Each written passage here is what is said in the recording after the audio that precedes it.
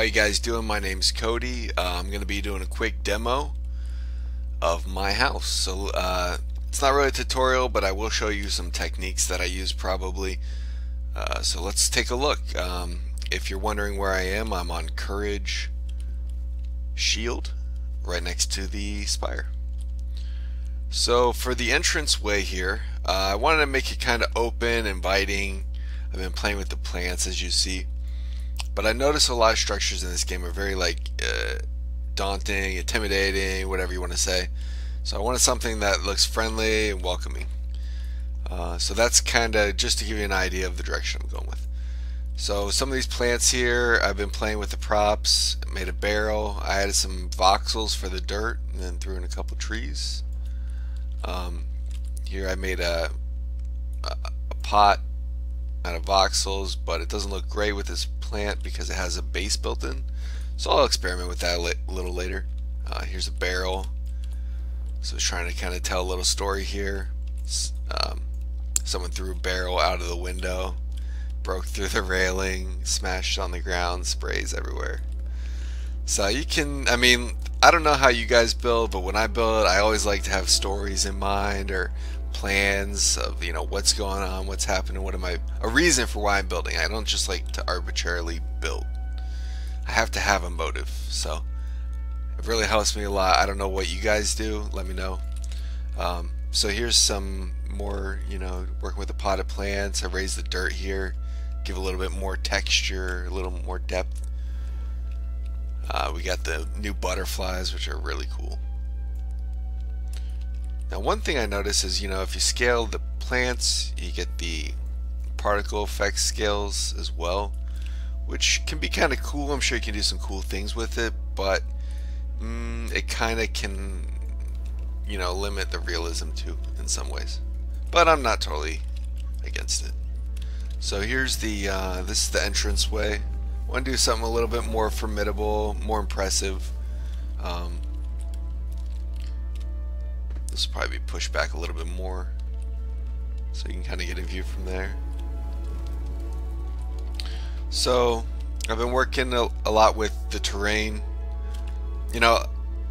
My direction for this game has been whatever the developers give me, try to work with that in the best way I can. So if they give me props in a very specific style, this style here, I'm assuming that's what Everquest next style is going to be. So if they give us a lot of this terrain that is very topographically interesting, I'm assuming that's kind of how they want us to build. So I've been working on doing some roads with like a real slight incline. Ultimately my goal is to have it so the player can't even see where the curves are, where anything is. It should all just flow super smooth. So next I'm going to be working on a curve, and I want to have these voxels here curve along with it, so that's going to be pretty challenging. And then it'll probably come over here, I'll have another curve, and then this is where it's going to get really interesting, where I'm going to attempt a curve that will also go up at the same time. So I might need to look at some spiral staircases, consider that. So there's a lot of problem solving in that, which will be fun, which is for me the most enjoyable part of the game. So it'll curve up here, which will be awesome because of the view and everything. And then when I get to this point, I'll cross that bridge. So, and maybe I'll build a bridge, I don't know, we'll see. So let's go inside. See, I got some more railing. I used a little bit of a different technique for the railing here. On the outside, actually let's continue with the outside a little bit more. So here's the external railing. You see it has a flush connection, which is something I really wanted to do, mainly to stand out. Obviously this is broken intentionally, but you see a lot of those connections that look like this on the inside, which I was playing with it, maybe with the gold it looks kind of cool, but really it just sticks out and looks like a bug. It looks like a artifact. So anyways, my solution to this was, if I can't make the railing go to the floor, make the floor to come to the railing. So all I did was took the full square here, took the bottom voxel that it's connected to, extended it out to make the floor, and then made the joint at the wall here. And I think I can even hide that a little better. I'm not sure. But anyways, you can see what I did, and I also did it up here where there's a little bit of a lip, which I thought kind of looked interesting.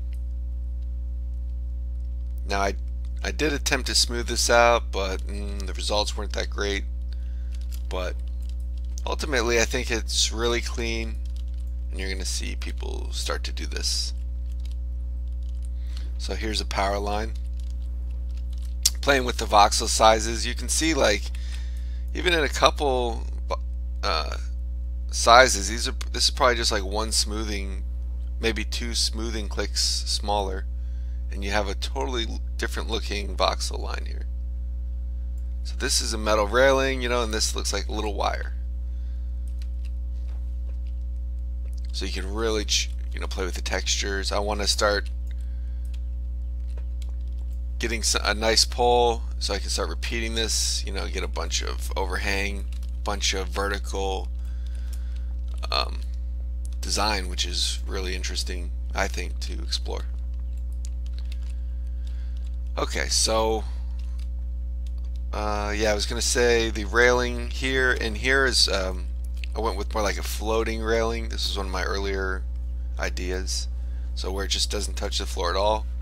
And it actually works pretty well inside. I kind of like the variation. Having this bottom rail visible changes it up.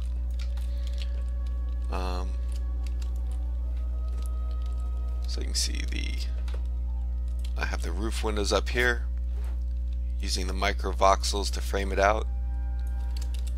I did about 8 revisions of the roof window up here.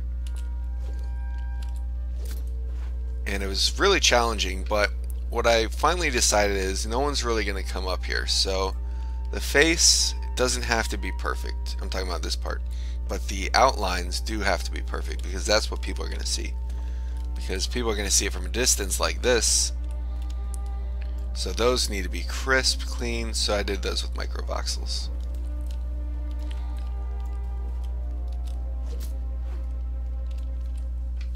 And then, you know, of course, try to get them as smooth as possible. It can be difficult. I usually use one voxel at a time, so I take like a corner piece like this, which has a nice flat surface, and then I'll like tuck it into a corner here and try to smooth it out and that kind of thing. So here's the back side.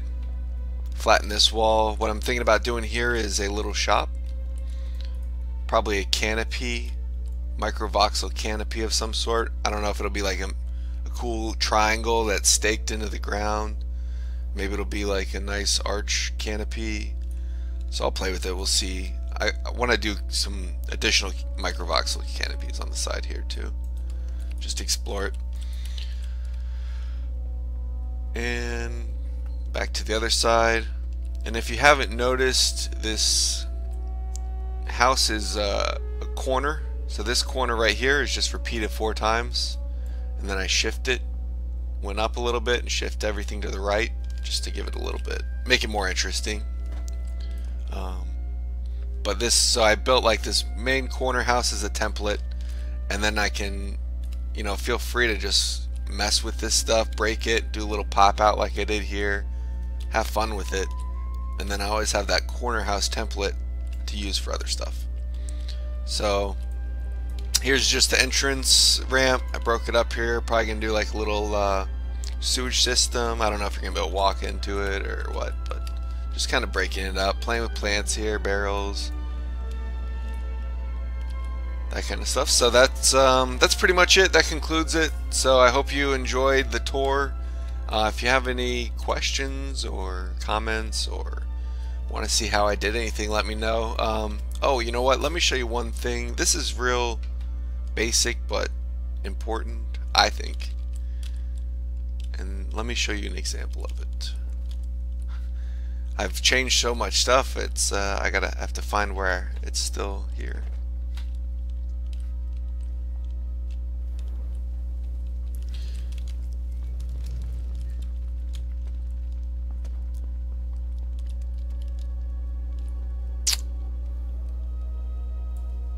Okay, well, I can't find it, but so we'll just conclude there. So, man, it was a great video up until the end, but I'm going to save it anyways because I'm out of time. So thanks a lot, guys, and I will catch you next time.